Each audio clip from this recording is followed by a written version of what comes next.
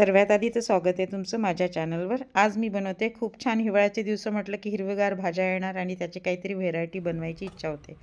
तसंच मी आता घेतले आहे 4 मिरच्या, 4 ते 5 मिरच्या, 2 लसणाच्या कळ्या, त्याला व्यवस्थित बारीक करून घेते आणि थोडे जिरे सुद्धा।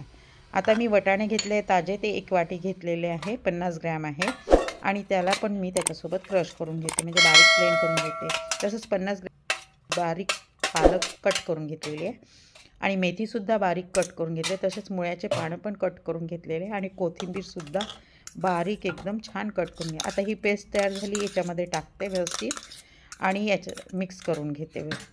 यानंतर सर्व याच्यामध्ये मी पीठ वापरणार आहे। त्याच्यासाठी मी घेतलेलं आहे 1 वाटी ज्वारीचं पीठ, तसंच 1 वाटी तांदूळाचं पीठ घेतलं आहे, 1 वाटी बेसन घेतलं आहे आणि 2 वाट्या गव्हाचं पीठ घेतलेलं आहे आणि ते सगळं व्यवस्थित मिक्स करून घेते। त्याच्यात चिली आणि ओवा पण वापरलेला आहे। तसंच तेल घेतलं आहे 4 चमचे आणि आता याच्यामध्ये चवीनुसार मीठ टाकते आहे। तिखट बिलकुल वापरलेलं नाही। गव्हाचं पीठ 2 वाट्या, सगळं मिक्स व्यवस्थित करून घ्यायचं आहे आणि त्याच्यानंतर याच्यामध्ये पाणी जितकं बसेल तेवढं आणि दही नक्की वापरायचं आहे, कारण दह्याने तुमचा हा जो पदार्थ आहे, पराठा आहे, 1 नंबर टिकतो तुमचा, 10 दिवसही बिघडणार नाही। तुम्ही कुठे पण ट्रॅव्हलिंगमध्ये वगैरे नेऊ शकता। मीठ चवीनुसार घेतलेलं आहे, ओवा पण 1 चमचा टाकलेला आहे, ओवा चोळून व्यवस्थित टाकलेला आहे, त्याची चव छान येते म्हणून।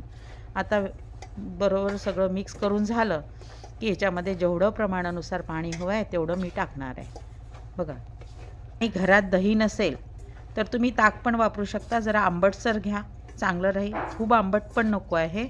आता पाणी जेवढं हवं आहे तेवढं घालून मी व्यवस्थित याला मळून घेते। आधी डो असा घट्टच तयार करायचा आहे, जास्त असा हे नाही करायचं आहे की लूज नको व्हायला म्हणून। आणि हे पराठे एवढे खुसखुशीत छान होतात बघा। तयार झालेलं आहे व्यवस्थित पीठ मळून।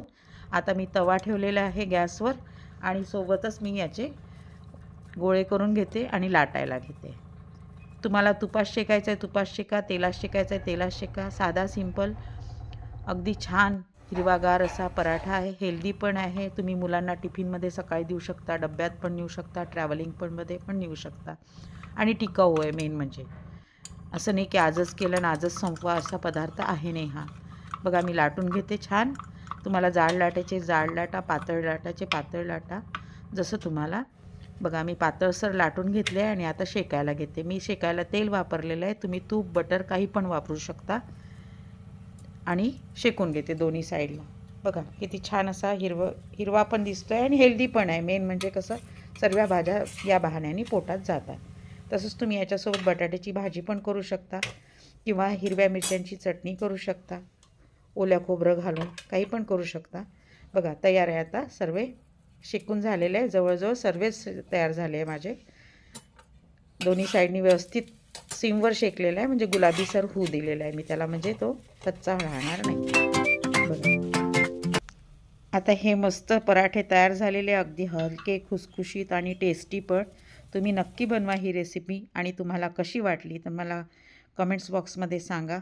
भेटूया पुन्हा नवीन व्हिडिओसोबत। Thank you so much.